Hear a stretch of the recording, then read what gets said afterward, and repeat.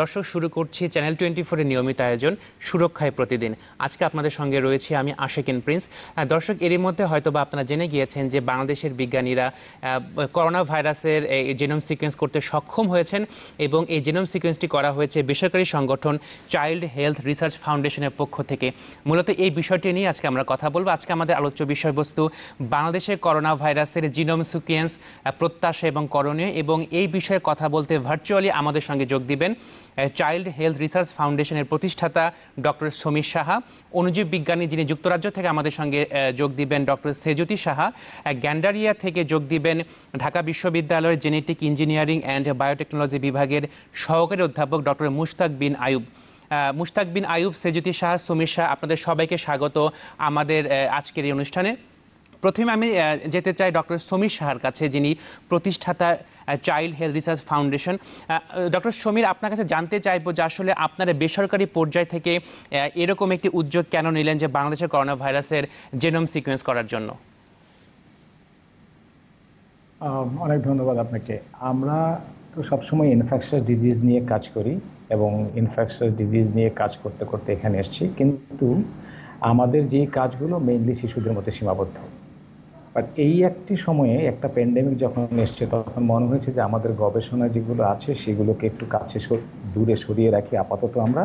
আমরা এটার মধ্যে কাজ শুরু করেছি এবং এই কাজ করতে গিয়ে আমরা কিন্তু সরকারের সাথে কথা বলেছি এবং সরকার আমাদেরকে প্রচণ্ডভাবে সাহায্য করে। প্রথম বেসরকারি সংস্থা, যেটা আপনি বেসরকারি যদি জানতে চাচ্ছেন, সংস্থা হিসাবে আমাদেরকে দায়িত্ব দিয়েছেন যে আমরা যেন কাজটা করি এরকম যে আর 10টা সরকারি অফিস যেভাবে কাজ করছে, যেভাবে আইডিসিআর কাজ করে, যেভাবে বিএসএমএমইউ কাজ করে, ওনাদের সাথেই একসাথে থেকে কিন্তু আমরা কাজ শুরু করেছি। আমরা এই স্পেসিমেনগুলো কালেক্ট করছিলাম, আমরা স্পেসিমেনগুলো থেকে আমরা করোনা ভাইরাস ডিটেক্ট করছিলাম, করে কিন্তু আমরা সরকারকে পাঠিয়ে দিচ্ছিলাম, আইডিসিআরে পাঠাচ্ছিলাম, ডিজি হেলথকে পাঠাচ্ছিলাম, সব জায়গায় আমাদের কাজ।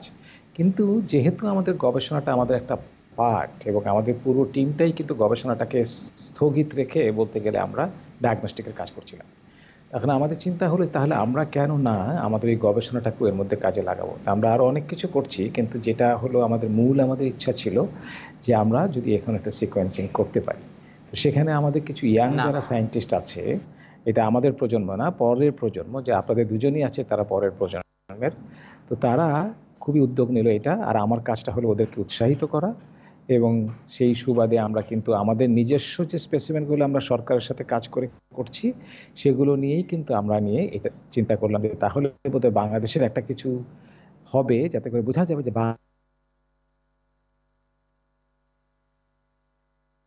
ওর সাথে কথা বলছি যে আমরা সিকোয়েন্সিং করতে পারবো। তো উনিও খুবই উৎসাহ দিয়েছেন আমাদেরকে, হ্যাঁ আমাদের করা উচিত। এগুলো নিয়ে আমাদের অনেক আলোচনা হয়েছে এবং সেই প্রেক্ষিতেই আমাদের অর্জনটা আর কি। ডক্টর সমীর সাহা, আপনি আমাদের সঙ্গে থাকুন। আমরা একটু যুক্তরাজ্যে যেতে চাই অণুজীব বিজ্ঞানী ডক্টর সেজুতি সাহার কাছে। ডক্টর সেজুতি সাহা, যতটুকু আমরা জানতে পারছি এখন পর্যন্ত বাংলাদেশে 13,000-এর বেশি লোক করোনা ভাইরাস ইনফেক্টেড হয়েছেন। এর মধ্য থেকে এখন পর্যন্ত আপনারা একটি ভাইরাসের জেনোম সিকোয়েন্স করেছেন। যতটুকু আমরা জানতে পেরেছি যে আপনারা স্যাম্পলটি কালেকশন করেছিলেন 18 এপ্রিল এবং যে স্যাম্পলটি কালেকশন করা হয়েছিল সেটি 22 বছরের একটি নারীর। আসলে জেনোম সিকোয়েন্সের মাধ্যমে আপনারা কি ফলাফলটা পেয়েছেন? আচ্ছা, অনেক ধন্যবাদ প্রশ্নের জন্য।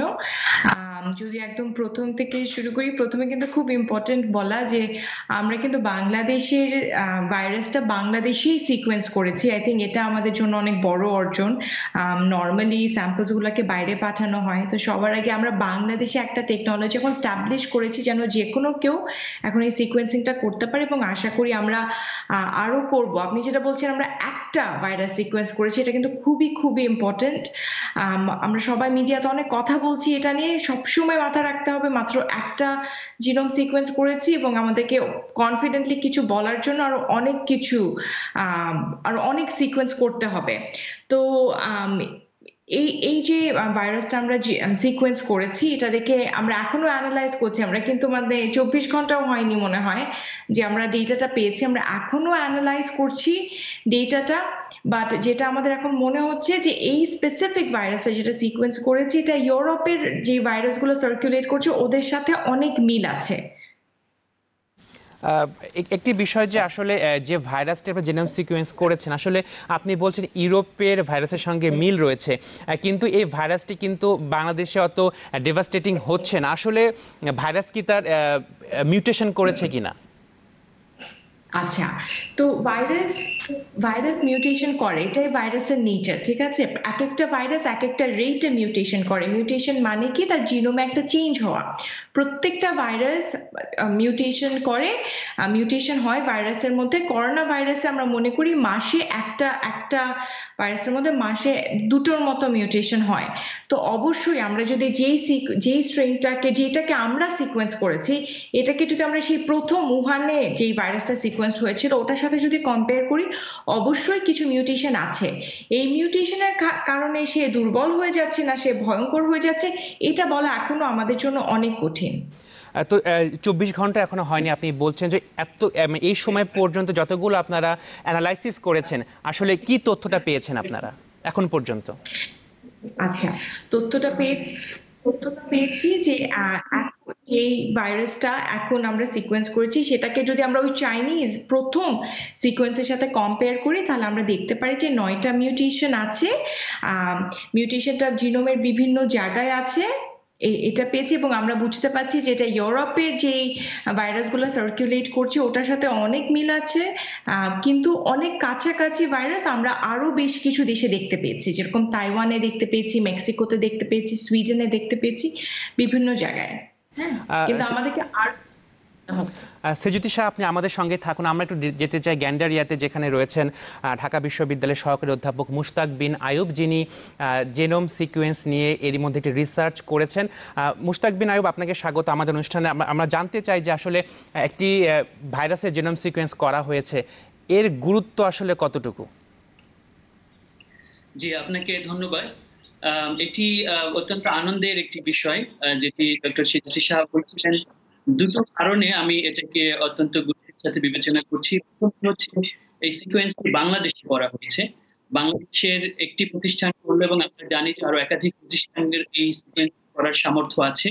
সুতরাং এটি আমাদেরকে দেখিয়ে দিল যে আমরা চাইলেই এরকম একটি কাজ বাংলাদেশে করতে পারি।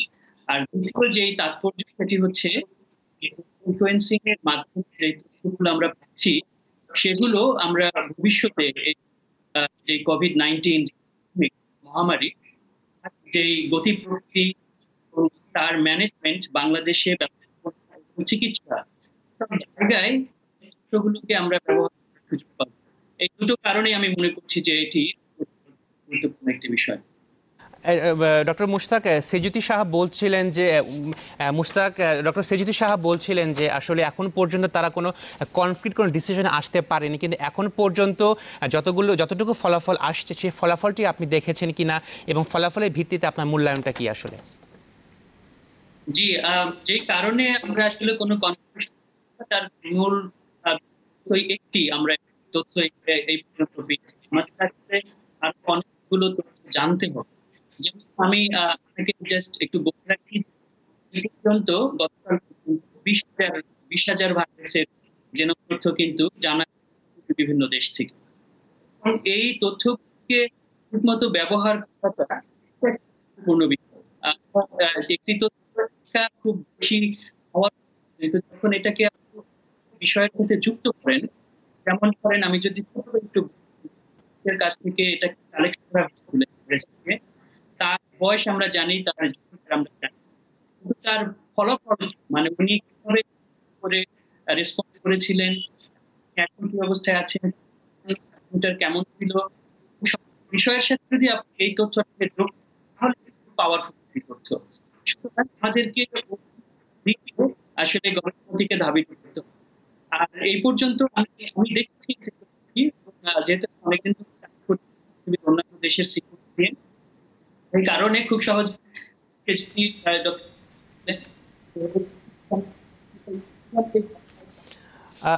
মুশতাক, আপনি আমাদের সঙ্গে থাকুন। আমরা আবার একটু যেতে চাচ্ছি ডক্টর সমীর শাহর কাছে, যিনি প্রতিষ্ঠাতা child health research foundation. Doctor Samir, আপনারা তো একটি ভাইরাসের জেনোম সিকোয়েন্স করেছেন, এরকম আরও কতগুলো ভাইরাসের জেনোম সিকোয়েন্স করার চিন্তাভাবনা আপনাদের আছে? আমরা চিন্তা করছি যে আমরা 60 or maybe 100 আমরা সিকোয়েন্স করব। তো আমরা অলরেডি শুরু করেছি। আমার ধারণা যে হয়তো বা আমাদের আজকে কালকের মধ্যেও আরেকটা সিকোয়েন্স হবে, বাট গ্র্যাজুয়ালি হয়তো আমরা একদিনেই মোর দেন ওয়ান করব, বিকজ আমরা প্রথম যা শুরু করে দেখছিলাম যে আমরা এটাকে কোন লেভেলে নিতে পারি, অ্যান্ড দেন সিকোয়েন্সের রিডগুলো ছিল খুবই ভালো, ইমপ্রেসিভ। তো আমরা আশা করছি যে আমরা মানে মেবি 60 or 100 আমরা চেষ্টা করব, as many as we can do, that will be better. But আমাদের ধারণা যেটা আমাদের মধ্যে সীমাবদ্ধ থাকবে না, এটা অন্য ল্যাবরেটরিগুলো যখন করবে তখন একসাথে হয়তো আমাদের নাম্বারটা আরও বেড়ে যাবে। ডক্টর সমীর, একটি বিষয় জানতে চাই যে বাংলাদেশে করোনা ভাইরাস প্রথম শনাক্ত হয় গেল 8ই মার্চ। আপনারা স্যাম্পল কালেকশন করেছেন 18ই এপ্রিল। তো এত দেরি হওয়ার কারণটা কি? আমরা যদি দেখি যে এরই মধ্যে কিন্তু জার্মানিতে যে ডাটাবেজ রয়েছে সেখানে 24,000-এর বেশি জিনোম সিকোয়েন্সের ফলাফল কিন্তু পাবলিশ করা হয়েছে। আসলে বাংলাদেশে এত দেরি হলো কেন? তো আমরা টেস্ট শুরু করার পারমিশন পেয়েছি হলো বোধহয় 28শে March or 29th March, and 1st April থেকে আমরা কাজ শুরু করেছি। তখন থেকে একটা দুটো করে স্পেসিমেন আমাদের কাছে আসতো, বাট আমরা কিন্তু মানে মূল ব্যাপারটা আমাদেরকে কিন্তু এখন আর গবেষক বা সায়েন্টিস্ট বলার সুযোগই নেই বলতে গেলে, কারণ আমরা এখন সারাদিনই চেষ্টা করি যে যত বেশি স্পেসিমেন আমরা প্রসেস করে মানুষকে রিপোর্টটা দিতে পারবো সেটা আমাদের জন্য। এবং এটা মনে রাখবেন তার মাঝেই কিন্তু আবার এই কাজটা করা, সো এটা খুবই কঠিন একটা ব্যাপার। আর একটা হলো যে সিকোয়েন্সিংটা তো প্ল্যান করে করতে হবে। 28শে এপ্রিল হয়েছে, আমরা মনে করি যে খুবই তাড়াতাড়ি হয়েছে। আপনারা চিন্তা করুন যে জার্মান যেটা প্রথম সিকোয়েন্স করেছে, জার্মান তো জার্মানি, বাংলাদেশ তো বাংলাদেশি, তারপরও তাদের সময়টা কতটা পরে আছে সেটাও দেখতে হবে। বাট আর জার্মানের সিকোয়েন্সিং হয়তো যে একটা প্রতিদিনই তারা যখন দরকার তখন এটা সিকোয়েন্সিং করে ফেলে। আপনাদেরকে এই সুযোগে একটা জিনিস বলি, কারণ আপনারা যারা সাংবাদিক তারা জানলে আমাদের জন্য ভালো, সেটা হলো আমরা যদি একটা প্রাইমার চাই তাহলে সেটা অর্ডার দিলে লাগে আমাদের আসতে হলো 2 মাস বা 3 মাস।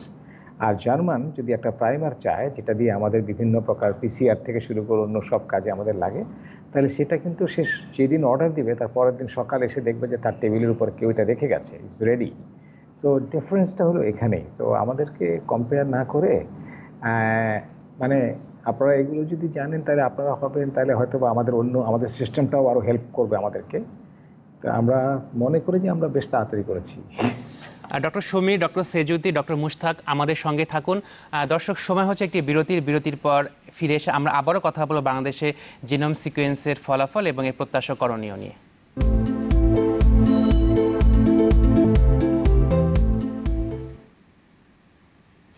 দর্শক, বিরতির পরে আমরা আবারও ফিরে এলাম সুরক্ষায় প্রতিদিন অনুষ্ঠানে। আমরা কথা বলছিলাম বাংলাদেশে করোনা ভাইরাসের জিনোম সিকোয়েন্স প্রত্যাশা এবং করণীয়। আমরা কথা বলছিলাম 3 জনের বিশেষজ্ঞের সাথে। আমরা এখন কথা বলতে চাই ডক্টর সেজুতি সাহার কাছে। ডক্টর সেজুতি সাহা, আপনি বলছিলেন যে ভাইরাস তারা প্রতি মাসে 2 বার করে মিউটেট করে অথবা পরিবর্তন হয়। আসলে ভাইরাস তাদের এই মিউটেশনটা কেন করে? আচ্ছা, ভাইরাসটা মিউটেশন করে কারণ তাদেরকে তো ইভলভ করতে হবে, তাদেরকে তাল মিলিয়ে চলতে হবে। আমাদের একটা অর্গানিজম যত ইভলভড হয় বা যত কমপ্লেক্স হয়, যেরকম মানুষের মধ্যে কিন্তু এত মিউটেশন হয় না, কারণ আমাদের শরীরের মধ্যে অনেক পদ্ধতি আছে মিউটেশনটাকে কমিয়ে রাখার। হ্যাঁ, যেন একদমই যত কম মিউটেশন হয়। কিন্তু ভাইরাসের মধ্যে যেটা আছে, ওরা চেষ্টা করে কনস্ট্যান্টলি চেঞ্জ করতে, যেন ওরা যদি কোনো প্রতিকূল পরিস্থিতির সম্মুখীন হয় ওরা যেন ওটার সাথে তাল মিলিয়ে চলতে পারে। কিছু ভাইরাস অনেক বেশি মিউটেট করে, যাদের মধ্যে কোনোই মানে ফিডেলিটি নাই, যারা একদমই ঠিক মতো রেপ্লিকেশনটা করতে পারে না। আর কিছু কিছু ভাইরাস আবার অল্প অল্প করে মিউটেশন করে, যেরকম করোনা ভাইরাস একটা। ডক্টর সেজুতি, অনেকে বলছেন যে ভাইরাস পরিবর্তন হচ্ছে, আসলে এখানে জলবায়ু পরিবর্তন, ঠান্ডা আবহাওয়া, গরম আবহাওয়া, আসলে কতটা সত্য যে এই মিউটেশনের ক্ষেত্রে আবহাওয়ার পরিবর্তন কতটা যুক্তিযুক্ত? আচ্ছা, খুব ভালো প্রশ্ন। আসলে এই প্রশ্নগুলো কিন্তু আমাদের সবার। আমরা যদি চিন্তা করি প্রথম সিকোয়েন্সটা হয়েছিল জানুয়ারির ৯ তারিখে। আজকে মানে মাত্র আমরা কয়েক মাস পেরিয়েছি। অবশ্যই আমরা প্রতিদিন অনেক কিছু শিখছি এবং প্রথম দিকে আমরা অনেক কিছু শুনেছিলাম যে গরম গরম দেশগুলোতে এই ভাইরাসটার সংক্রমণ হবে না, গরমে এই ভাইরাসটা থাকতে পারবে না। হ্যাঁ? কিন্তু আমরা কিন্তু এখন জানছি যে এগুলো ঠিক না। তো এই যে আবহাওয়ার সাথে ভাইরাসের আচরণটা কিভাবে ডিফারেন্ট হবে বা ওর মিউটেশন রেটটা বেশি হবে এটা আমরা আসলে এখনো বলতে পারছি না। এটা ওরকম কোনো তথ্য নেই। আচ্ছা, ডক্টর সেজুতি, বাংলাদেশে যে ভাইরাসটা নিয়ে আপনারা কাজ করেছেন, এই ভাইরাসটি কয়বার মিউটেট হয়েছে? আচ্ছা, তো এই ভাইরাসটাকে যদি একদম প্রথম যে উহানের যে ভাইরাসটা জানুয়ারি ৯ তারিখে যেটা সিকোয়েন্স হয়েছিল ওটার সাথে যদি কম্পেয়ার করি আমরা ৯টা সিঙ্গেল পয়েন্ট মিউটেশন দেখতে পারি। হ্যাঁ, কিন্তু এমন না যে ৯টার জন্যই খুব খারাপ কিছু হয়ে যাচ্ছে বা ভালো কিছু হয়ে যাচ্ছে, এটা বুঝতে আমাদের আরো সময় লাগবে। ডক্টর সেজুতি, আপনি আমাদের সাথেই থাকুন। একটু যেতে চাই ডক্টর মুশতাকের কাছে। ডক্টর মুশতাক বিন আয়ুব, আপনি এর আগে একটা অনুষ্ঠানে আপনি বলেছিলেন যে আসলে যখন জিনোম সিকোয়েন্সটা করা হচ্ছে যাতে একটি জাতীয় কমিটি করা হয় যাতে ওভারল্যাপিং না হয়। তো চাইল্ড হেলথ রিসার্চ ফাউন্ডেশনের পক্ষ থেকে এরকম একটি গবেষণা করা হয়েছে, জিনোম সিকোয়েন্স করা হয়েছে। তো ভবিষ্যতে যারা করবেন তাদের প্রতি আসলে আপনাদের আহ্বান কি থাকবে?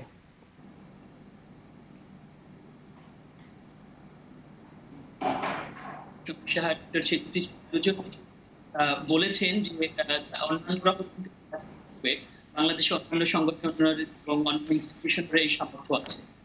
তো আমাদের আসলে যেটা যে গ্রুপ, যেমন ওরা যদি ঢাকার থেকে কাজ, তাহলে আমরা অন্য গ্রুপ যেন হয়তো হটস্পট নিয়ে কাজ করে। এটা করলে তাহলে আমাদের পক্ষে এই তথ্যগুলোকে পরস্পরের সাথে মিলিয়ে ব্যবহার করা সহজ হবে। আমরা সবসময় বলতে ওটাকেই বুঝি। ডক্টর সমীর সাহা, আপনার কাছে একটু যেতে চাই যে আপনি বলেছেন যে আপনারা 50 থেকে 100টির মতো ভাইরাসের জিনোম সিকোয়েন্স করবেন, কিন্তু আমরা দেখতে পাচ্ছি যে আসলে 13,000-এর মতো বেশি লোক এর মধ্যে ইনফেক্টেড হয়েছেন এবং ভবিষ্যতে আরও ইনফেক্টেড হওয়ার আশঙ্কা রয়েছে। আসলে 50 থেকে 100টি ভাইরাসের জিনোম সিকোয়েন্স করে আলটিমেটলি কনক্রিট ডিসিশনে যাওয়ার কোনো পসিবিলিটি সম্ভব কিনা? কঠিন প্রশ্ন, কিন্তু আমরা তো যখনই আমরা স্পেসিমেন সিলেক্ট করব তখন কিন্তু আমরা একটু হলেও চিন্তা করে করব যে আমরা, যেমন ধরুন আমরা ঢাকার থেকে স্পেসিমেন পাই, আমরা চাঁদপুর থেকে স্পেসিমেন পাই, আমরা ঢাকার বাইরে, শহরের বাইরে কমিউনিটি থেকে স্পেসিমেন পাই এবং অনেকেই আসেন বাইরের থেকে, সেগুলো থেকে পাই। এবং আমি আশা করি আইডার আমাদের অন্য কলিগদের যারা আছেন, বন্ধুবান্ধব আছেন বা অন্য সায়েন্টিস্টরা আছেন, তারাও সিকোয়েন্স করবে। অথবা এটাও হবে যে যারা অন্যরাও স্পেসিমেন কাজ করছেন, মানে টেস্ট করছেন, টেস্ট করে এটা করছেন, সেখান থেকেও কিছু স্পেসিমেন আমরা কালেক্ট করে এনে হয়তো বা করতে পারবো।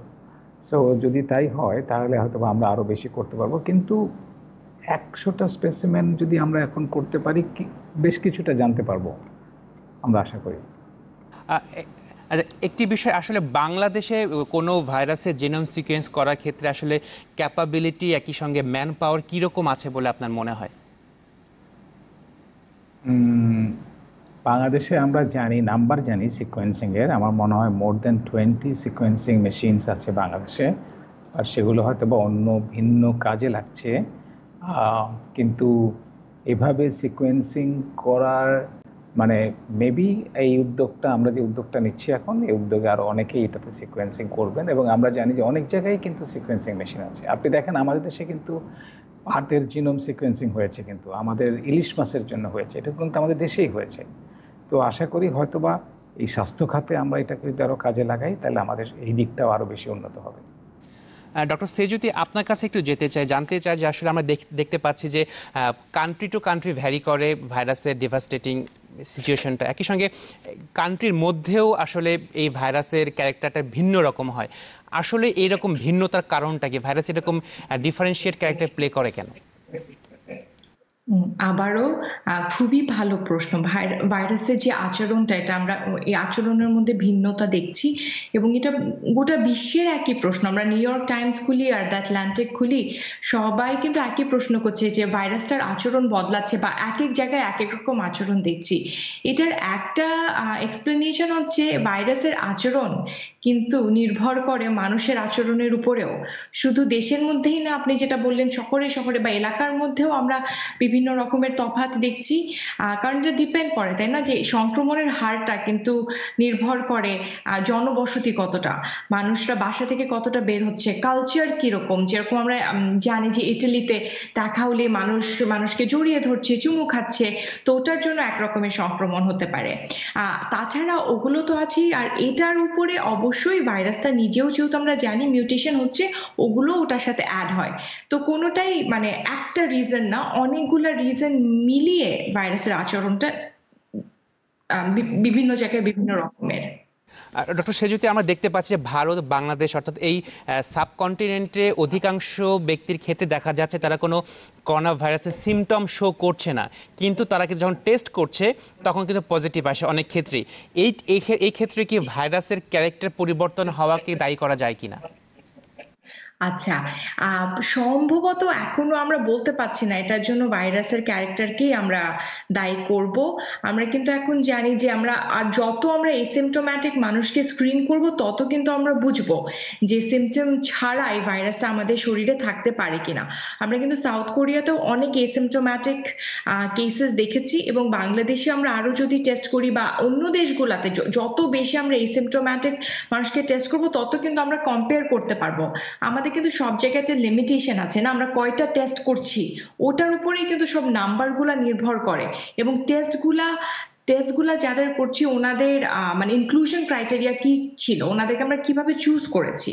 তো আবার মানে যত টেস্ট করব এবং আমরা যত বুঝবো যে সবাই অন্য কিভাবে টেস্ট করছে, তখন আমরা এই ভালো করে আনসারগুলা দিতে পারবো।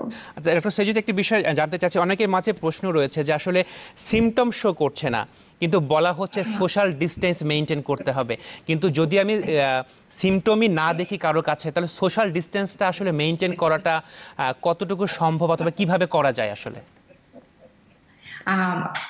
মানে again very good question, কারণ আমি যদি সিমটমস না দেখি, এটা এর জন্য কিন্তু আমরা এটাকে অদৃশ্য শত্রু বলি, তাই না, যে যতক্ষণ আমি ফিল করছি আমার মনে হচ্ছে আমি একদম সুস্থ। তো WHO যখন বলছিলেন সবাইকে যে সামাজিক দূরত্ব বজায় রাখতে বা সোশ্যাল ডিস্টেন্সিংটা বজায় রাখতে, বারবার কিন্তু বলছিল, বিভিন্ন সংগঠনও বলছিল ধরে নাও তুমি ইনফেক্টেড, বা ধরে নাও তোমার পাশের মানুষটা ইনফেক্টেড, ওভাবে আচরণ করো।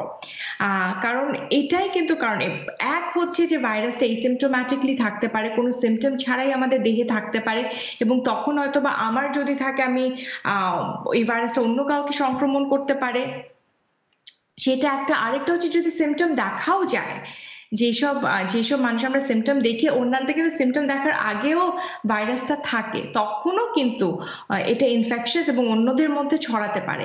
এই জন্যই সামাজিক দূরত্ব বজায় রাখা খুবই খুবই জরুরি, যতদিন না আমাদের এই মহামারীটা শেষ হচ্ছে। কঠিন ব্যাপার অবশ্যই, কিন্তু এটা আমাদেরকে করতেই হবে।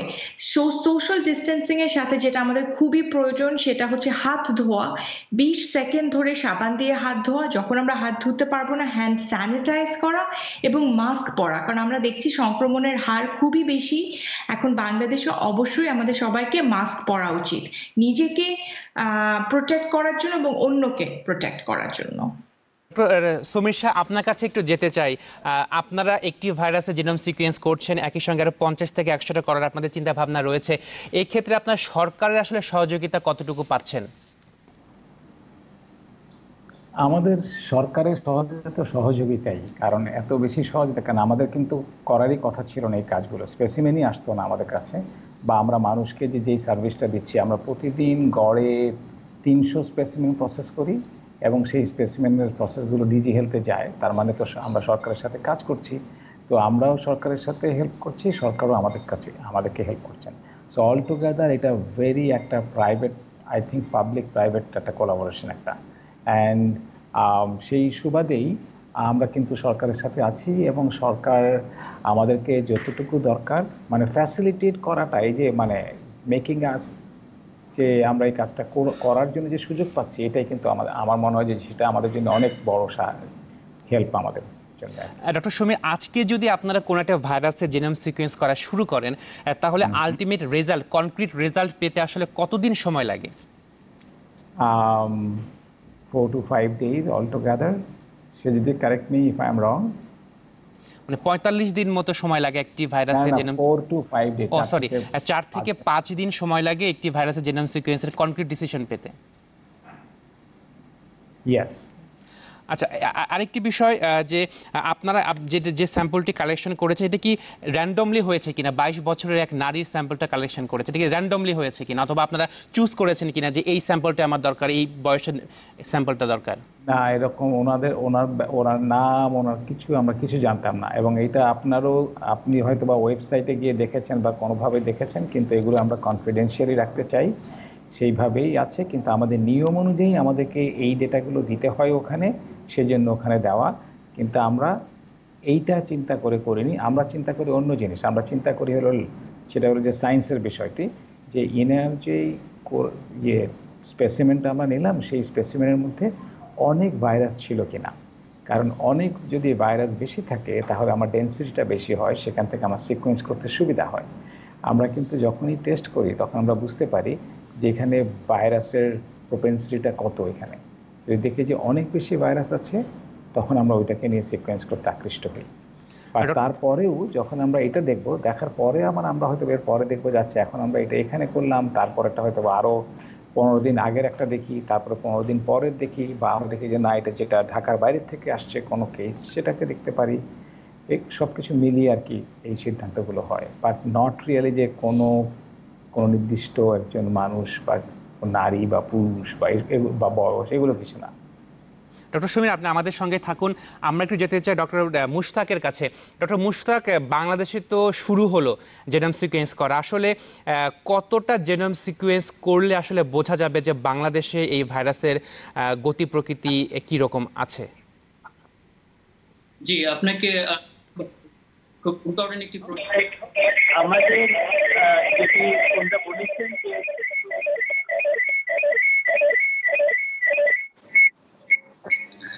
হ্যালো, মুশতাক, আপনি বলুন। আচ্ছা জি।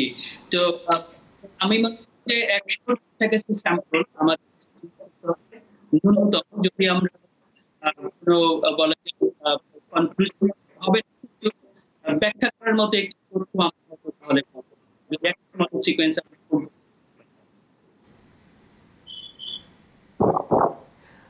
ডক্টর মুশতাক, আপনি আমাদের সঙ্গে থাকুন। ডক্টর সেজুতি, ডক্টর সমীর শাহ, আপনারা আমাদের সাথেই থাকুন।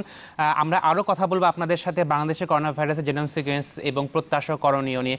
দর্শক, সময় হচ্ছে একটি বিরতির পর আমরা আবারও এসে কথা বলবো বাংলাদেশের করোনা ভাইরাসের জেনোম সিকোয়েন্স, প্রত্যাশা এবং করণীয়।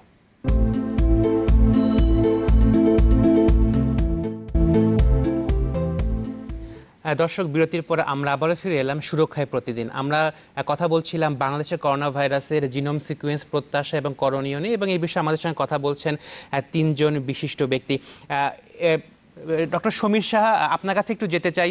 আপনার কাছে আমার প্রশ্ন যে আসলে বাংলাদেশে তো জেনোম সিকোয়েন্স করা হচ্ছে, এবং জেনোম সিকোয়েন্সের প্রেক্ষিতে বিশ্বব্যাপী একটি ভ্যাকসিন আবিষ্কারের একটি প্রচেষ্টা চলছে। যেহেতু ভাইরাসটি তার ক্যারেক্টার প্লে করছে অঞ্চল ভেদে, সেহেতু সেক্ষেত্রে ভ্যাকসিন আবিষ্কার করার ক্ষেত্রে কতটা প্রতিবন্ধকতা তৈরি হতে পারে বলে আপনারা মনে করছেন?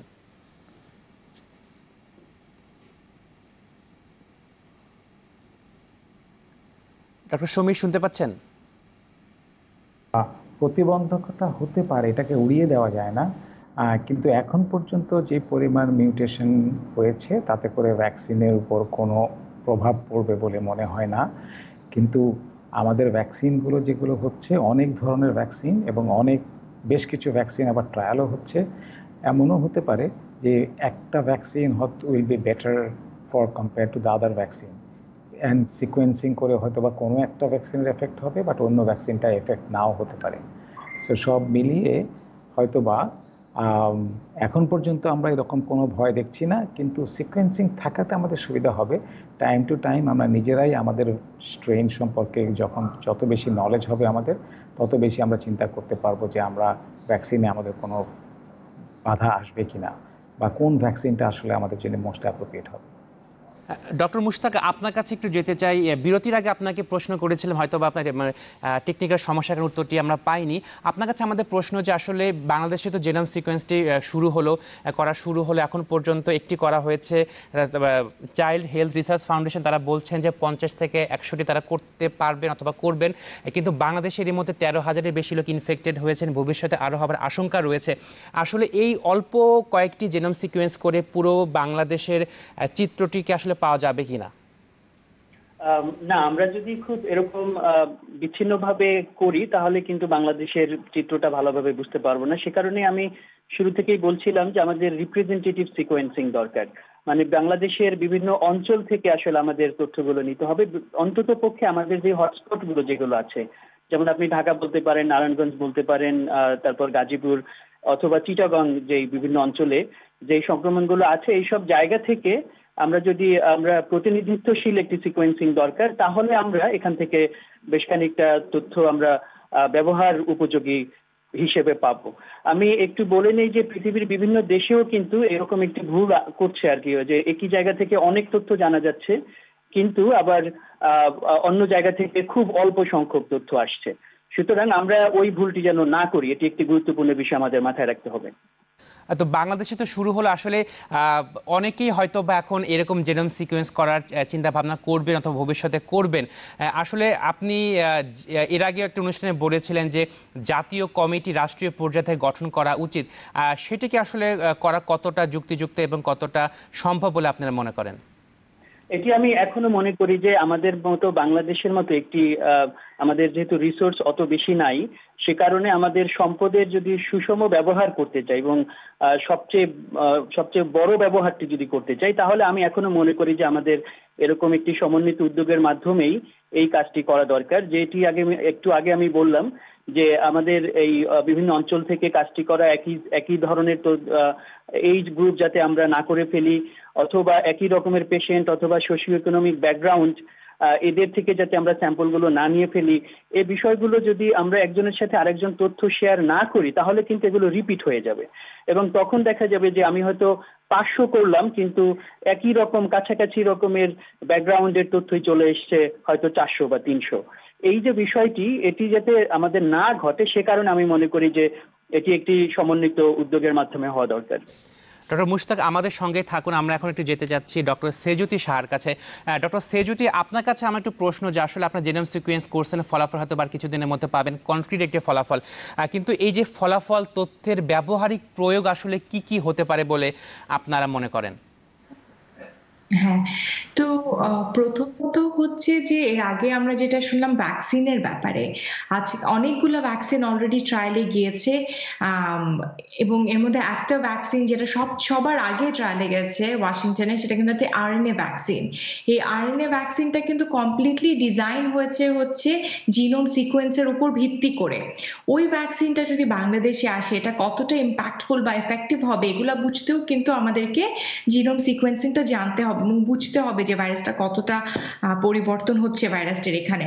আরেকটা ব্যাপার হচ্ছে যে আমরা কিন্তু যে টেস্টটা করি, পিসিআর টেস্ট, ওই পিসিআর টেস্টটা কিন্তু ডিজাইনই করা হয়েছে সিকোয়েন্সিং এর উপর ভিত্তি করে। আগেন, যদি আমাদের দেশে ওই সিকোয়েন্সগুলো চেঞ্জ হয়ে যায়, তাহলে হয়তো বা পিসিআর গুলো ভালো করে কাজ করবে না, তো এদিকেও আমাদের নজর রাখতে হবে।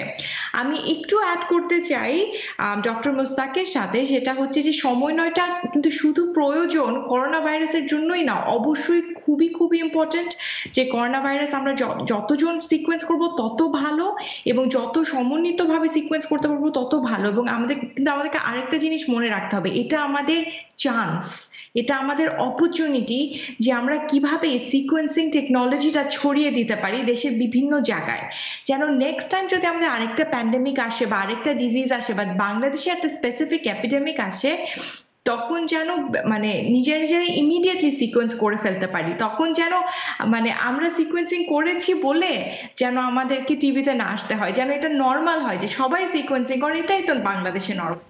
এটাই আমাদের অপরচুনিটি, এই অপরচুনিটি আমরা নেওয়া উচিত। তো ভবিষ্যতে আপনাদের পরিকল্পনা কি রয়েছে জেনোম সিকোয়েন্সের বিষয়টি নিয়ে? তো ভবিষ্যতের কথা বলতে হলে একটু পেছনে যাই। আমরা কিন্তু জিনোম সিকোয়েন্সিং বাংলাদেশে অলমোস্ট করার চেষ্টা করছি প্রায় 2 বছর ধরে। আমি বাংলাদেশে ফেরত এসেছি 4 বছর আগে, এবং এইটা মাথায় নিয়েই যে বাংলাদেশে আমরা জিনোম সিকোয়েন্সিং করবই। যেটা হয় প্রায় আমাদের মতো দেশগুলা থেকে নমুনাগুলোকে বাইরে পাঠিয়ে দেওয়া হয় এবং বাইরে সিকোয়েন্সিং হয়। যখন একটা নমুনা বাইরে চলে যায়, বাইরে সিকোয়েন্সিং হয়, ডেটাটার ওনারশিপটা চলে যায় এবং আমরা কখনোই আমাদের যে আপনি যে ম্যান পাওয়ারের কথা বললেন, মেশিন চলে আসে কিন্তু আমাদের টেকনিক্যাল এক্সপার্টিস বা ম্যান পাওয়ারটা আমরা কাল্টিভেট করতে পারি না বা গ্রো করতে পারি না। তো আমরা প্রায় 2 বছর আগে থেকে শুরু করেছি, নিজেরা এখন সিকোয়েন্সিং করছি। করোনা ভাইরাস সিকোয়েন্স করার আগে কিন্তু আমরা অন্য ব্যাকটেরিয়া সিকোয়েন্স করেছি, বিভিন্ন রকমের ভাইরাসও সিকোয়েন্স করেছি, যেরকম influenza virus, RSV, dengue virus. তো আমরা আস্তে আস্তে নিজেরাও শিখছি, আরো অপটিমাইজড হচ্ছি। আমাদের সামনে আমাদের ইচ্ছা যে আরো বেশি পরিমাণে যেন করতে পারি এবং আরো অপটিমাইজড ভাবে যেন করতে পারি। এবং আমাদের এখন ছোট একটা মেশিন আছে, আমরা অনেক বেশি সিকোয়েন্সিং করতে পারি না, আমরা ছোট্ট একটা অর্গানাইজেশন। তো আমাদের আশা হচ্ছে যে আমরা আরো আমাদের ক্যাপাসিটিটাকে আরো ইনক্রিজ করব, ভালো একটা মেশিন আসবে আমাদের, তখন আমরা আরো বেশি সিকোয়েন্স করতে পারবো। এবং আমরা যা যা শিখেছি আমরা শুধু করলে হবে না, আবার আমরা যেন সবাইকে এটা শেখাতে পারি, সবকিছু যেন ওপেন এবং পাবলিক করে দিতে পারি, প্রত্যেকটা প্রোটোকল যেন সবাই ইউজ করতে পারে।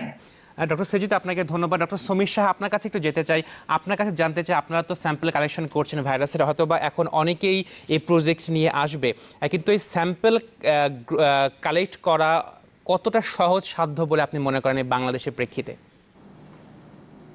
আমি একটু আপনাকে বলি যে আমরা নিজেরা স্যাম্পল কালেক্ট করি না। আমরা সাধারণত বিভিন্ন হাসপাতাল বা থানা হেলথ কমপ্লেক্স, মানে গভর্নমেন্টের যে স্টেশনগুলো, যেমন ধরুন সিভিল সার্জন আছেন চাঁদপুরে, উনি ওনার চিকিৎসা স্পেসিমেন্ট কালেক্ট করে সেগুলোকে আমাদেরকে পাঠিয়ে দেন। কেরানীগঞ্জে আমাদের যে স্টেশনটা আছে গভর্নমেন্টের, এই গভর্নমেন্টের কাজগুলো ওইখান থেকে স্পেসিমেন্টগুলো আমাদের কাছে আসে। কিন্তু তারপরও আমি আপনাকে বলবো যে আপনি যে কথাটা বললেন, আমি জানি সিকোয়েন্সিং অনেক ইম্পর্টেন্ট এবং আমাদের সবাই এখন সিকোয়েন্সিং নিয়ে কথা শোনার খুবই ইচ্ছা, কিন্তু আমার মনে হয় আমার কাছে খুবই ইম্পর্টেন্ট হলো এই নমুনা সংগ্রহটা। এই নমুনা সংগ্রহটা কিন্তু খুবই ইম্পর্টেন্ট, এটা সিকোয়েন্সিংয়ের জন্য কিন্তু ইম্পর্টেন্ট, কারণ একটা নমুনা যদি ঠিকমতো সংগ্রহ না হয় তাহলে কিন্তু আমি ভালো স্পেসিমেন পাবো না। ভালো স্পেসিমেন না পেলে আমি টেস্টের রেজাল্ট পাবো না। টেস্টের রেজাল্ট যদিও পেলাম, ওটা সিকোয়েন্সিং করার মতো একটা কোয়ালিটি থাকবে না। সো এগুলো ইম্পর্টেন্ট এবং সত্যিকার অর্থেই নমুনা সংগ্রহটা বা স্পেসিমেন কালেকশনটা খুবই ইম্পর্টেন্ট এবং খুবই জটিল একটা ব্যাপার। এখন হয়তো বা বুথ হয়েছে, আমরা আজকেও পেপারে দেখলাম যে বুথ হয়েছে, আশা করি সেখান থেকে সলভ হবে। আমরা দেখেছি যে একজন মানুষ তার স্পেসিমেন দিতে চান, কিন্তু এক হাসপাতাল থেকে আরেক হাসপাতালে যাচ্ছেন, কেউ তাদেরকে এই সাহায্যটা করে না। আমাদের হাসপাতালটা আমরা শিশু হাসপাতালের সাথে খুবই সংশ্লিষ্ট, সেখানে আমরা হাসপাতালের ভেতরে যারা আছেন তাদের জন্য আমরা স্পেসিমেন কালেক্ট করি, কিন্তু আমরা বাইরের কাউকে কালেক্ট করি না। কিন্তু আমরা আশা করছি এই বুথটা যে হচ্ছে তাতে করে আমাদের এই বাধাটা চলে যাবে, তখন আমরা আরও স্পেসিমেন পাবো, কোয়ালিটি স্পেসিমেন পাবো। কিন্তু সেখানেও আমি আরেকবারও বলি, আপনার মাধ্যমে সবাইকে বলি, সেখানেও যারা বুথ করছেন আর যারা টেস্ট করছেন ল্যাবরেটরিতে, এই দুটো গ্রুপের মধ্যেও কিন্তু সমন্বয় হওয়াটা খুবই একটা অত্যন্ত প্রয়োজনীয়। ডক্টর সমীর, আপনাকে ধন্যবাদ। ডক্টর মুশতাক, আপনার কাছে একটু সংক্ষেপে উত্তর চাইবো যে আসলে বাংলাদেশে জেনোম সিকোয়েন্স করা হচ্ছে, ভবিষ্যতে আরো হবে, আরো ফলাফল আসবে, আসলে বাংলাদেশ এই জেনোম সিকোয়েন্সের ফলাফল কতটা সমৃদ্ধভাবে অথবা ভালোভাবে ব্যবহার করতে পারবে? জি, এটির খুব ভালো ব্যবহার হতে পারে, যেটি বললাম, যদি একটু সুষ্ঠু পরিকল্পনা করা হয় এবং আমরা যদি তথ্যগুলো শুধু জিনোম তথ্য না, এর সাথে পেশেন্টের অন্যান্য তথ্য আসলে আমাদের জোগাড় করতে হবে এবং রাখতে হবে। এটি অ্যানোনিমাস হবে, গবেষকরা তাদের গবেষণার স্বার্থে জানবেন। যদি এগুলোকে সব আমরা সমন্বিতভাবে ব্যবহার করতে পারি, তাহলে আমি মনে করি যে এই তথ্যগুলো খুব পাওয়ারফুল হবে এবং এটি আমরা আমাদের ডিজিজ ম্যানেজমেন্ট এবং ট্রিটমেন্ট এই দুই ক্ষেত্রেই আমরা ভবিষ্যতে ব্যবহার করতে পারবো। ধন্যবাদ ডক্টর মুশতাক বিন আয়ুব, ডক্টর সেজুতি সাহা, ডক্টর সমীর সাহা। দর্শক, আমরা অনুষ্ঠান একেবারে শেষ পর্যায়ে এসেছি এবং চলে যাবার আগে আমরা বলতে চাইবো যে করোনা ভাইরাস প্রতিরোধে অবশ্যই স্বাস্থ্যবিধি মেনে চলবেন, কারণ আপনার স্বাস্থ্য আপনারই হাতে।